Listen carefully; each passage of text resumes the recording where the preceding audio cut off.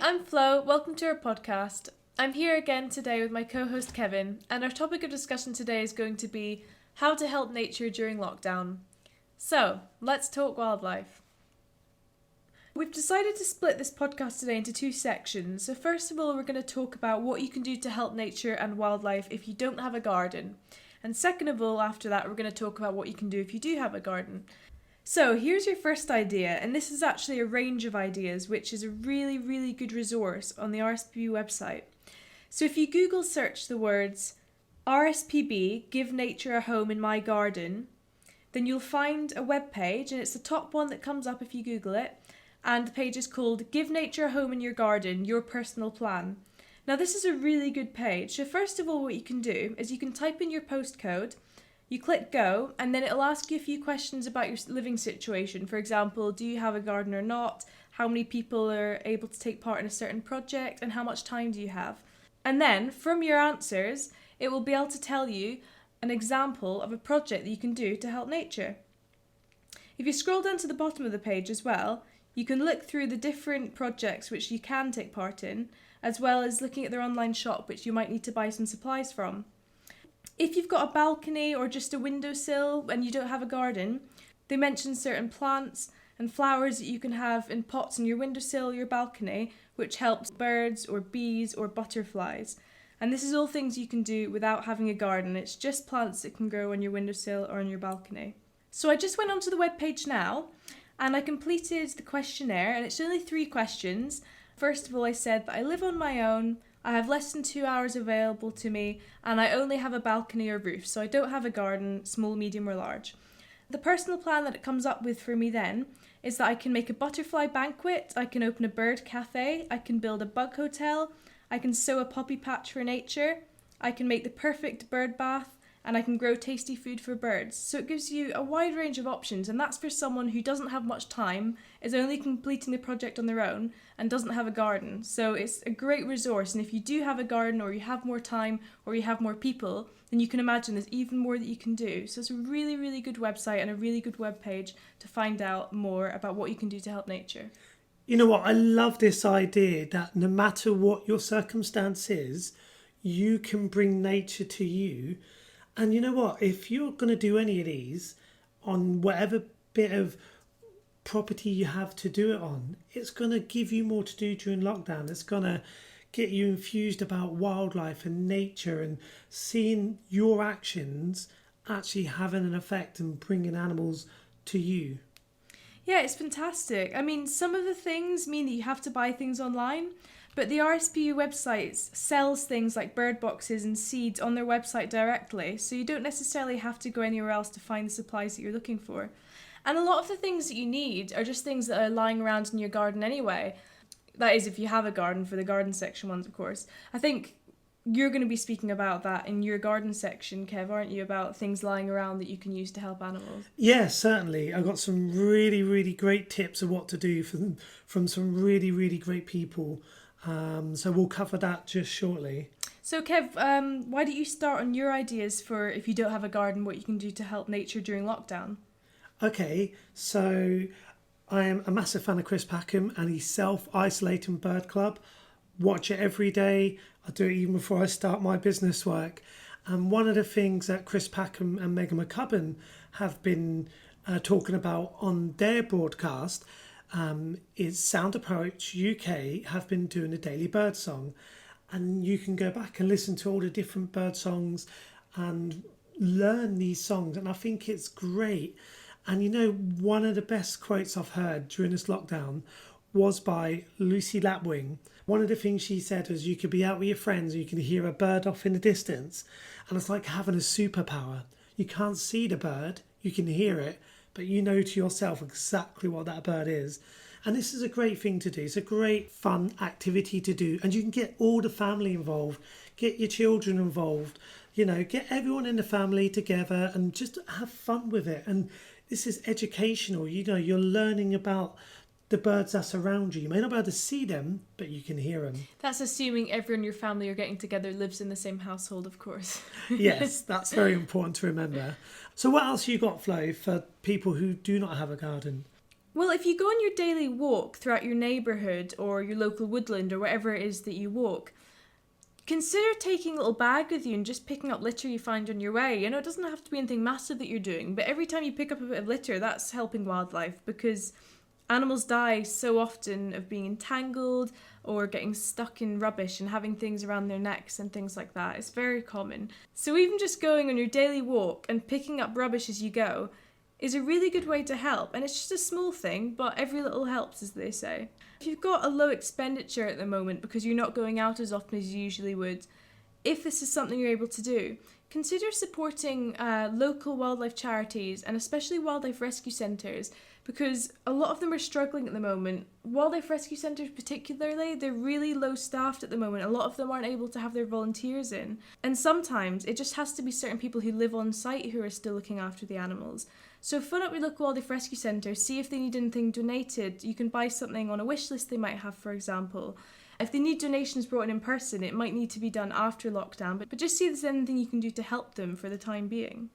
So how are you finding that, Flo? Because you work at a wildlife rescue. You've been working in wildlife rehabilitation for quite a while, and it's deemed an essential job. Have you noticed on site that the funding's changed or not many animals coming in? What have you noticed? There's still a lot of animals coming in. I think it's just as many as usual, which is quite surprising, really. The biggest change that I've noticed is just that we're not getting the volunteers anymore. So volunteers for their own safety and everyone else's aren't able to come in anymore. We've been lower staffed than usual. It's definitely feeling the effect, and it's definitely a surprise as well that we are still getting in the same number of animals that we'd expect to get in if lockdown weren't in place. Because I think, personally, I assume that people wouldn't be going out and about as much and they wouldn't be finding the animals. But I suppose, in contrast to that, people are watching their gardens more, so they're probably seeing more that they wouldn't otherwise. And on the topic of watching your garden, that's a really important thing that you can do as well. Even if you don't have a garden, it can just be animals out on the street. If you know of any nests or places where animals live nearby, you can keep an eye on them, make sure there's no cats hanging around them, and making sure that there's no injured animals or babies falling out of nests. So, just an important thing to add here, if you're out on your daily exercise, your 1 hour walk, whatever you want to call it, and you do come across injured or ill or potentially orphaned wildlife, do get in contact with your local wildlife rescue, and you can go to helpwildlife.co.uk and just put in where you are and it will show you nearest rescue. Call them. The wildlife rescues are still running right now. Despite the lockdown, they're given permission to continue their important work. So if you see an animal you're not sure of, give them a call, get a bit of advice, and make sure if that animal needs help, you can get it help. I think some aren't accepting animals at the moment, but it's just on a case-by-case basis, so just see if they are. You'll find one roundabout, hopefully, which is still taking animals in. It's just as important to hone your interest in wildlife as it is to help it directly. So if you like seeing birds outside, as Kevin touched on, learn about them. It doesn't have to help wildlife specifically in that action, but by getting interested and by getting other people in your household interested, that inevitably does help them down the line if people are looking out for them more. So if you look out the window and you see birds, even if you don't have a garden, because you can see many birds on the streets or many birds in other people's gardens, just watch out for them and learn about them, and it can be really interesting to watch, because if you're usually working 40 hours a week or so, or busy in other ways, you don't often get to just stop and look at the world around you. Another thing to do that's a really good idea is, in the evenings, if you're often out and now you're in, just look out to see if there's any bats in the area. And if there are bats, consider reporting this to your local bat group, because it can be really vital information to know where certain colonies are, and it can also help to grant them protection as well. Oh, bats are amazing to watch. If you have experience of bats, if you've been out walking or seen them from your window, I think one of my best memories of bats is when we were walking in rural Aberdeenshire, and these bats were just circling over our heads and you could hear them going past. It's just such an amazing experience. And an animal that a lot of people don't pay much attention to, I don't think, unless you're actively going out to find them and observe them. Most people won't even know they're flying above their heads. No, definitely. Keep a nature journal if that sort of thing interests you. And there's also an app by the Natural History Museum called iRecord, IRECORD, just in case, because some apps have weird spellings. And you can report animals that you see to the app, so it can just help them get sort of idea about the nature in certain areas. Talking about apps and the Natural History Museum and that sort of thing, citizen science. Kev, you did a bit of research about citizen science and things that we can do from our own homes to help animals. So what did you find? Well, this one is a site that I've used for many years. It's called Zooniverse. It is a citizen science almost hub, if you want to call it there. And if you go onto Zooniverse, you can find subjects ranging from arts, biology, climate, history and nature, and there's so many more. The space ones are incredible. I'll give you an example. So you can go into one of the nature ones. There's like Seal Watch, Penguin Watch, Wild Watch, Burrowing Owl, Grouse Grooves, and these are all conservation projects going on around the world that people are submitting their data to Zooniverse. They ask people to go on and look at the audio, the video, the photos to help them with their research. And it's really important. And I'll tell you what, it's really fun. For most of the projects, they do a quick lesson about IDing animals, IDing birds, or what to look for in audios, what to look for in videos. And I'll be warned, I did one for the Ramblers Association recently and I was so into it. It was just the best thing to do. I think you spent hours on it a day. I did. It was meant to be like 10 minutes before I started my business work and 10 minutes after. It got a bit more than that, but we completed it. We, myself and everyone else who took part helped them achieve their goal, and that's using citizen science. And it's so important. And it's so fun. I remember doing it before. It was on Zooniverse as well, and I got to help map the sea floor and talk about different species that I saw there. That was really good fun. And Kevin actually won a T-shirt for his participation in the Ramblers Association mapping project. Yeah. So you never know, you might even win a T-shirt if you do it for certain organisations. Even ended up doing a rap for the Ramblers Association. It's on their Twitter. If you want to go and have a good laugh, you can see me doing the Ramblers rap. It's good fun. So Flo, what else have you found for people who don't have a garden? This isn't as direct and it's not as obvious. I think most people assume that you can help wildlife by doing something outside or online. And these are ones that just occurred to me and I decided to include them because I thought, well, they do help. They might not be obvious, but they do help.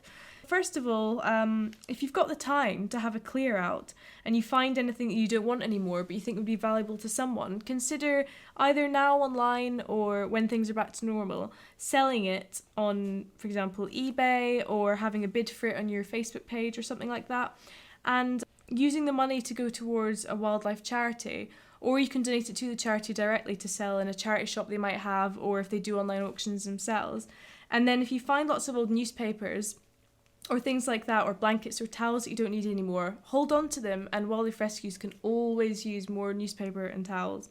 And another one that might not be so obvious is now that you're at home a lot of the time, if you are, obviously some people are still going out and some people are still working, practice now if you're interested plant-based, locally sourced and seasonal cooking. This might be a challenge for anyone who hasn't done this sort of thing before, but if you can eat plant-based food which has been locally sourced and is seasonal, that's a great way to reduce your carbon footprint, and obviously that all links into helping wildlife and helping the environment and nature. Or even just try one of the 3 to start off with if you've not done any of them before. So just, cook a vegan meal or cook a locally sourced meal or cook food that's seasonal. You can find online what food's seasonal, and there's actually a really nice chart you can get, which Kev and I have printed off in our kitchen about all the seasonal vegetables. And if you're walking every day because you're making the most of your daily walk, just get used to sort of the idea of walking places. When things go back to normal, maybe there'll be certain trips that you don't really need a car for, which you've currently or up until now been using a car for. And if you are going on your daily walk, consider where you're walking. So why not walk somewhere a little bit different that you're likely to find injured animals? For example, if you're somewhere urban, there might be a bridge where pigeons nest and then the nestlings often fall on the floor. And if you find any on the ground, then again, consider contacting a local wildlife rescue centre. There might also be areas in woodlands where there's a lot of animals, such for example as rookeries. There might be areas with litter problems and animals getting stuck in netting. Yeah, just anywhere you think there's a chance you might find injured wildlife. And as I said earlier, you can even use the opportunity to do a litter pick on your way. And that brings you around to the pigeons, which we spoke about a couple of podcasts ago. If you're in the middle of a city centre and you've got pigeons, consider giving them some food since they're not getting food elsewhere at the moment, because they could really do with all the help they can get right now. My last couple of things I was going to say is, first of all, if you've got time at home, consider switching to an eco-friendly energy supplier, because you've got the time to sort out things like that, maybe things that you've always wanted to do but you've never got the time. And if you can change to eco-friendly energy supplier, then again, that's just a little thing you can do to help. Now, the last thing I want to say is maybe a bit controversial, but I'm going to say it anyway because it does help wildlife, so I may as well just include it. And it's obviously entirely up to you, because if you have a cat, you're the one who gets to decide what happens with that cat. But if you're home more often and you can find ways to keep your cat entertained, consider keeping your cat indoors for a while. This time of year, wildlife rescue centres are inundated with injured birds that have been caught by cats. And while putting 2 bells on a cat's collar can help to warn certain birds that the cat's approaching, nestlings and fledglings unfortunately have no way of getting away from cats, or they don't see them as dangers yet. If you can keep your cat indoors and they're okay with it, just consider doing that since you're at home a bit more often. But obviously, if you don't feel that that's right for your cat, then just be as careful as you can. And if you find them bringing in an animal, always contact a local wildlife rescue centre, because even if that animal that they've brought in doesn't seem injured in the slightest, the smallest scratch is enough to kill a wild animal that's been caught by a cat. So just be sensible. It's only going to be for a few weeks until these birds have fledged and moved on. You don't want your cat killing wildlife and bringing it back in. So be a responsible cat owner. Keep him in for a little bit. Especially if there is baby birds or other baby creatures in your garden. And spend more time, like Flo said, with your cat inside. Be responsible for them, because I guess like if a dog walker is going out with their dog, everyone expects people to be responsible with their dog. Should it be any different with the cat outside? Might leave this one to a different podcast. So I think that moves us on to the garden section. So this is for people that have gardens. Do you want to start off with an idea, Kev? Again, I saw this fantastic piece on Chris and Megan's morning broadcast. It was by Kate Bradbury, who's an award-winning garden writer and specialises in wildlife gardens. And she came up with these 5 fantastic tips of what you can do in your garden to help wildlife. And I'll go through these because I just think they're absolutely brilliant. So one of the things Kate said was, as there's no garden waste collections, I think in most areas at the moment, a lot of people are good doing their garden. Spring's here, people want to get out in the garden and they're going to trim the hedges. And if you're doing that, make sure there's no nesting birds first. Trimming the lawn, you get all these garden cuttings and there's no one to take them now. So Kate's idea was, take all this, put it in a quiet part of your garden, and you've made a habitat pile. And this habitat pile will bring in all sorts of insects and other creatures. And if you've got insects in your garden, that's going to bring birds. And it just brings more wildlife in. It's just like a wildlife magnet, don't you think? And it's just so good. It just brings more in. And that's simply, if you've got garden waste, put it somewhere and leave it as a habitat pile. It's just brilliant. The second one, and I saw Chris Packham doing this one, was dig a pond. If you've got the time and the space in your garden, make a nice big pond. If you haven't, you can just make a small pond out of literally a washing up tub. There's quite a few videos now online about how to do this, but make sure you've got oxygenating plants. There's a shallow end, creatures can get in and out. And the water is always best to use rainwater rather than tap water because of the chemicals that are in humans drinking water. Yeah, that's really important because you sometimes hear of hedgehogs that have gone into ponds and then can't get out. So it's so important that there's some sort of gradient so animals can get in and out again. I saw Sophie Pavel, the zoologist and science communicator, also doing this as well. And it was such a cool one she made. I just loved it. It was absolutely brilliant. And one of the things she said I didn't know, she said that scientific studies have found that a healthy pond helps attract more wildlife to your garden than any other feature. How cool is that? That's amazing. I'm not surprised because you often see insects floating just above the surface of ponds, and then obviously that attracts birds, and then there's frogs and there's toads, and there might even be tadpoles. So it makes sense because it attracts those different types of animals to the area. It's like a watering hole in a safari Serengeti desert landscape. I guess, and the water brings all the animals in, and those animals bring more animals. So I guess it is the hub of your garden. To have somewhere wildlife can thrive and drink and keep cool is going to bring a lot of wildlife to the garden. Now the other one Kate spoke about, number 3, was to make slow worm slates or reptile tin corrugated iron areas. So if you've got long grass, you can put slates down or corrugated iron.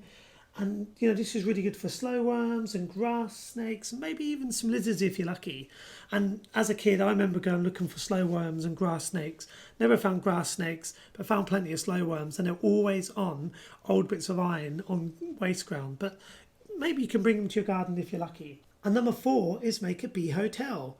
Flo has already covered this when she mentioned about the RSPB's website, and also flowers for bees as well. If you're interested in doing either of those 2 things, jump back to the beginning of the podcast and you can hear them there.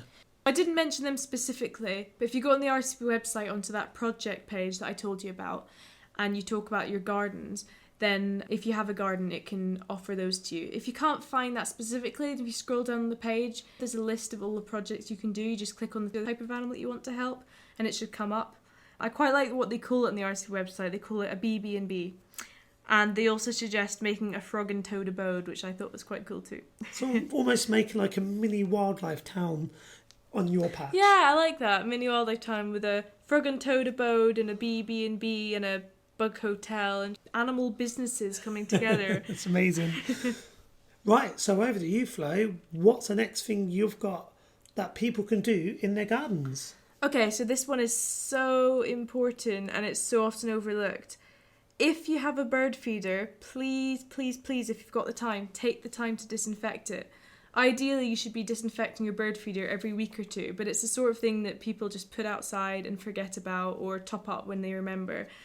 If you have one, please disinfect it every week if you can, every 2 weeks if not, even after lockdown. It's really important all throughout the year. And that's because so many birds visit bird feeders, it can be a breeding ground for diseases. And that's the same for bird tables and bird baths. So if you take them in and disinfect them, give them a really good clean, soak in hot water, and then back out again.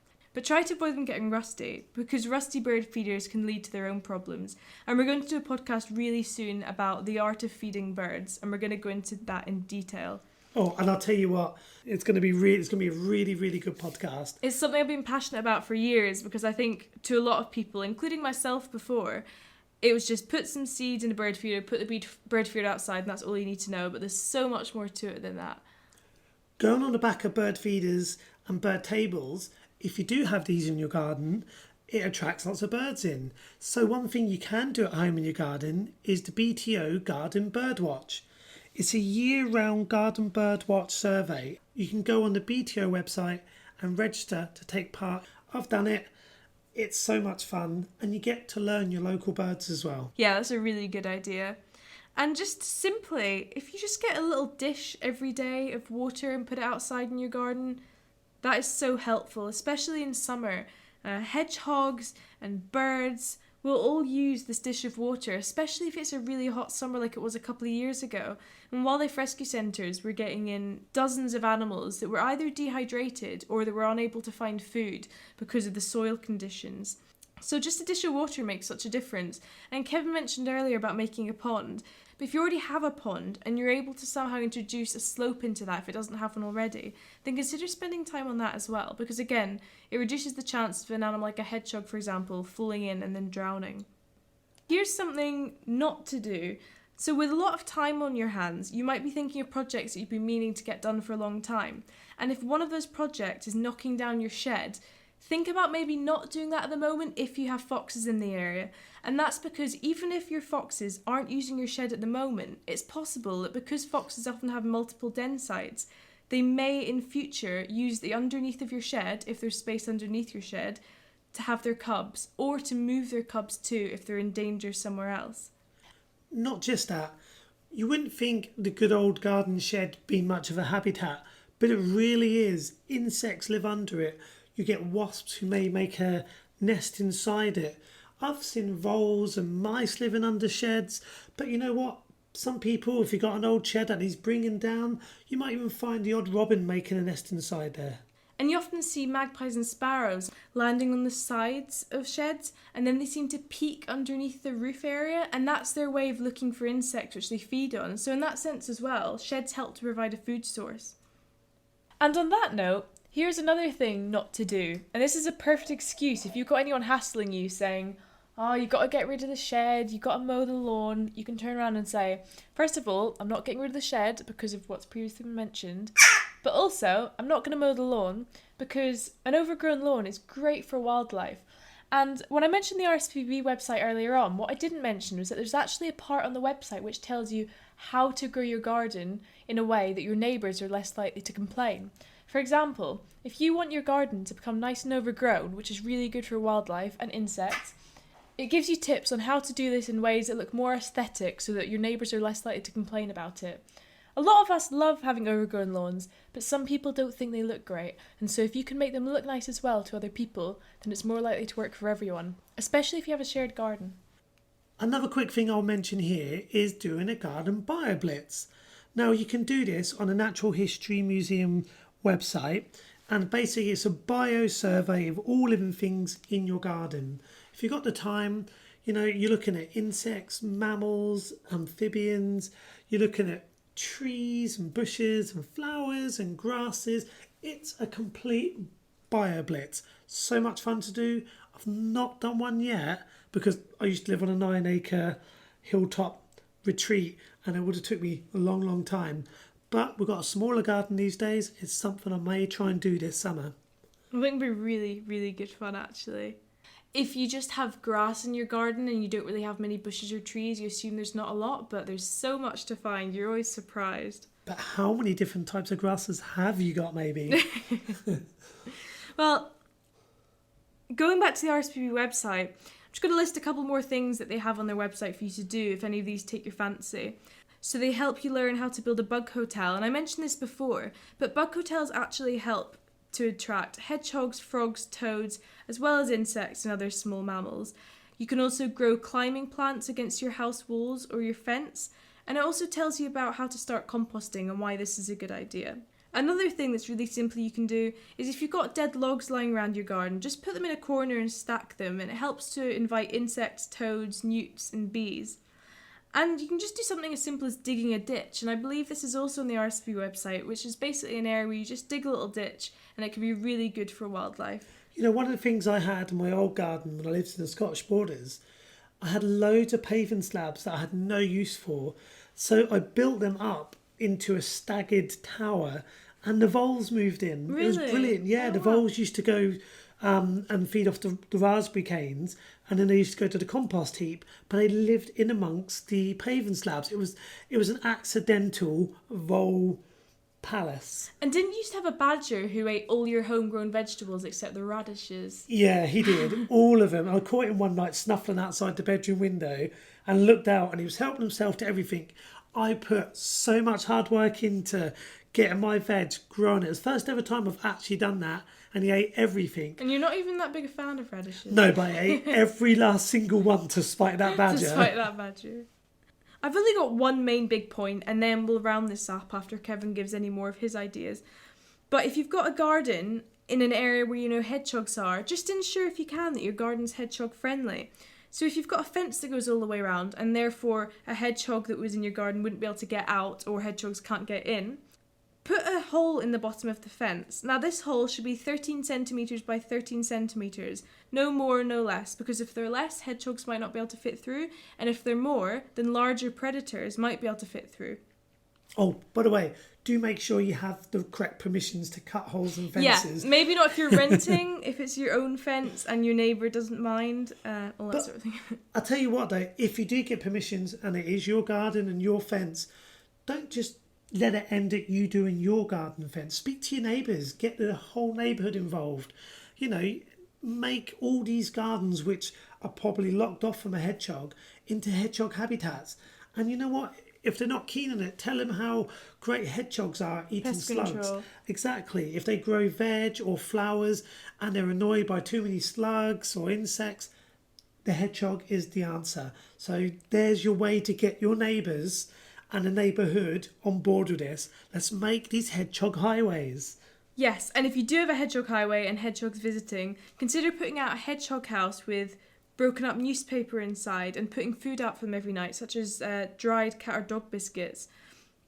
And if possible, allow part of the garden, which is around the hole in the fence, to become slightly overgrown, because this just helps to give the hedgehogs a cover and more of a food source. Great tips. Just simple things you can do in your garden to help hedgehogs. But you know what? It always has such a big knock-on effect, and it helps so many different species that visit your garden. If you've got other ideas that we haven't mentioned or you think are really good too, then leave a comment, let us know, and maybe we can pick it up next time. Or even people can listen to the podcast and see your comment and also think of that too. Also, if you listen to anything on our podcast and try it out for yourself, let us know how it goes, because it'd be amazing to know that our podcast helped even one person do one thing that helped one animal, even if that animal is a little aphid in your garden. So please do let us know. I just want to round up by quickly saying, if you can do something to help wildlife, nature, the environment, then that's fantastic. But just take the time to enjoy nature. That's amazing as well. And the more people like the nature around them and become a part of the nature around them, the more help they'll inevitably get because of that. And also, just remember, if you're not commuting anymore because you're not working away from home, even just not driving a car is helping nature and it's helping the environment, because if animals don't get hit by cars and because there's not as many emissions. Whatever you're doing, you're no doubt doing something that helps wildlife. Just hone in on that and enjoy it and have fun with it, because that's what it's all about. Yeah, I know we're in lockdown, but this is the best time I think we're going to get as a nation, as a world, to reconnect with nature. And not just you, but your whole family and your children too. Get them involved, make it fun. You have all this wildlife just outside your door and windows. Isn't it about time we start looking closer and see what's really there? I just want to finish off with a quick anecdote. A couple of years ago, Kevin was doing a little personal study on some snails in his mum's garden. So he painted each one with a different number, just like a small number on their shelf, 1 to 12 or something like that. And he looked at where they went, and then he went home again and he kind of completely forgot about the project. And then 2 years later, he went back to his mum's and he found snail number 5 in his mum's garden, still alive. Yeah, it's amazing. I don't even know how old snail number 5 was to start with, but it was just a fun thing to do. My mum lives right down in Essex, in the farthest reaches of Essex, and I live up here in good old amazing Scotland. And going down there 2 years later, I did not expect to find one of my test subjects from 2 years ago. Yeah, I'm not suggesting paint snails during lockdown. I feel like it's not quite come to that yet. But if for some reason the feeling takes you, just do it in dark colours so that it doesn't make them appear more obvious to any predators. And obviously make sure it's nothing harmful to the snails. But if lockdown gets to the point where we all start painting snails, then listen to our podcast again and think about something maybe slightly more productive you can do. Hope you enjoyed the podcast, and tune in for our next one, which I think will be about the art of feeding birds in your garden. It should be a lot of fun and we're really looking forward to making it. Hope you enjoyed this one. Bye! Bye!